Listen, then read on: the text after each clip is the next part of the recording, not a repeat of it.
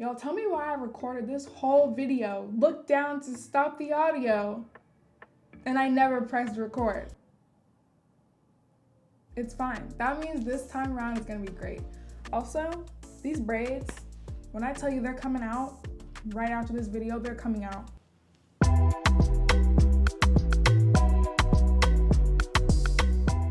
Welcome back to my channel. It's your girl Christina. It's Monday. We're here for another Mental Health Monday video. This one is super personal to me and I really hope it's helpful. I feel like self-help culture and mainstream mental health videos are very surface level. They don't get to that knit and grit of struggling with mental illness, and I personally struggle a lot with depression. So I wanted to talk about something that I feel like is a pretty widespread issue, which is getting out of bed. I feel like a lot of people are just like, oh, get out of bed and do this. If you just get up and exercise, if you just get up and do this, okay, but what about when you don't want to or can't get up? Depression is paralyzing. So I wanted to address that and hopefully give some specific scaled down tips as to what to do when you are stuck in bed and how to kind of help yourself get from being in bed to actually out of bed. So let's get into it. All right, so tip number 1, put things within arm's reach of your bed, of where you sleep, because then you can't really make an excuse about certain things. For example, get a thermos or freeze a couple water bottles the night before and put water by your bed. Water is the easiest thing to do to make you feel a little better. Put snacks within arm's reach of your bed. Put arts and crafts, put something to read, even your laptop, something to help stimulate you, your mind and body. That way, when you actually sit up and start reaching for things and doing things, the idea of getting out of bed is a little less daunting because you're already sitting up and you're already munching on something. You're already taking a couple sips of water, tea. Even if you just pick up the remote, it's something to stimulate your brain. And that's sometimes enough to shift the energy between you being paralyzed by your thoughts and just being a little bit distracted. Y'all, let me know in the comment section if you can relate to this, but I personally, when I'm super depressed, I always have that comfortable side that I lay on, and then I just stare at that one spot on the wall for I don't even know how long. I never keep up with the time.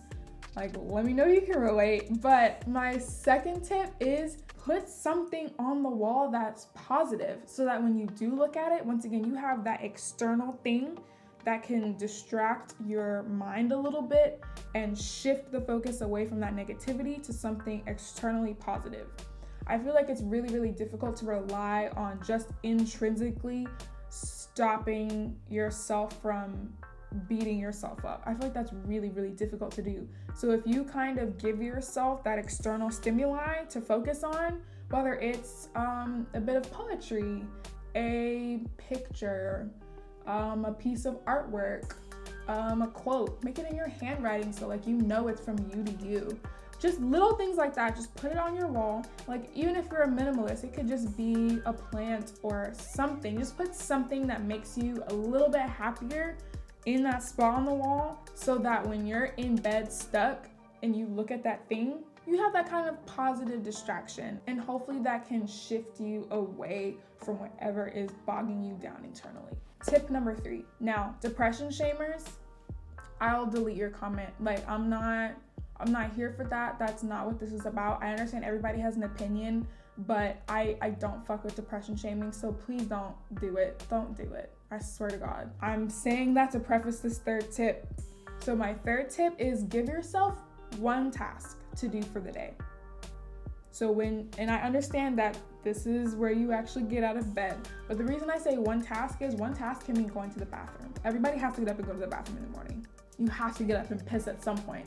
So whether it's getting up, going to the bathroom, if it's running to the kitchen and grabbing something out the fridge, if it's grabbing your sweater because you forgot to, like I said, put it in arm's reach, if you're getting up to find your phone or a pair of headphones or something.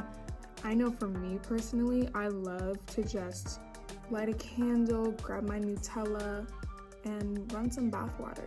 Just get up and do one thing. And here's why I say one thing. Even if all you have in you is to get up and do that one thing, you got up. That's huge, especially when you're stuck, paralyzed in your depressive state. So that within itself is huge.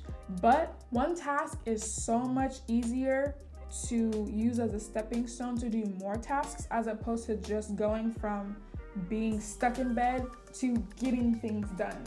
That's a huge jump that no one talks about. So instead of having to go from here to here, take this and shift it here. Just get up and do that one thing. And hopefully that will be that tiny little bit of energy, just enough for you to reason with yourself to do one more thing. And hey, if you can't, you got up and you did something, and I'm applauding you for that.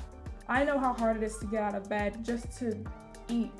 Like my boyfriend has had to bring me food in certain situations because I just didn't give a fuck enough to eat. So pick one task and try to strive for just that one task. And hopefully that makes it a little bit easier to shift energy and get more things done if you can. And if you can't, you did something. All right, next tip. This is for the people who have at least one good, supportive human being in your life. I understand some people don't have that, and I hope you find it with all of my heart. I hope you find that. So for the people who do have at least one supportive person in their life, ask for help. Whether that mean they physically pull you out of bed, like once again, my boyfriend has pulled me out of bed before just because I wasn't gonna do it. I wasn't gonna get up, and he's like, come on, I got you. And he'll help me get out of bed. That's super helpful. That little bit of attention, that little bit of human interaction, that little bit of human contact can be enough to shift your mind out of that state, even for a second. A moment enough to start reasoning with yourself to try and do something else. Even if it's your friend sending you a good morning text, even if your friend makes like a funny video for you and you make that your alarm, just something nice to remind you that someone gives a shit about you. A lot of the time when you're in that depressive state, that's one of the first things you forget is that you have people that care about you. So any reminder of that, whether it's in person or not, is super helpful. Have somebody help you, even if it's in the smallest way of just helping you get out of bed. I know this is easier said than done, but everything is a habit, including shifting your mind out of a depressive state. So with that being said, last tip, learn your behavior and treat yourself with kindness and treat yourself realistically. You're not gonna fuss at a 2-year-old for not understanding neuroscience because they're 2 and they're not gonna understand it. Same thing with yourself. If you know that when you're depressed, you struggle with XYZ, then treat yourself with that understanding. There's no point in getting pissed off at yourself for not being able to do something that you on a regular basis struggle with doing. You'll overcome those things, and you always overcome it. You're still here. You always overcome those things. Understand how much time it takes you to overcome those things. Create that space and treat yourself accordingly and act accordingly. Take the time to understand yourself. That's super important because the more you understand about yourself and the more understanding you have, the less you can beat yourself up for. Okay, let me know in the comment section if that was like a broken down enough and a detailed enough advice video, because that's what I'm really trying to go for. I'm trying to move away from, like I said before, mainstream, self-help culture, because it just doesn't get those like day-to-day, minute-by-minute, second-by-second struggles that we go through. So let me know in the comment section what you guys thought. If you liked the video, please hit that like button. Also subscribe to my channel. I make videos twice a week. I would love to see more of you here, but I will see you guys in the next one. Bye, lovelies.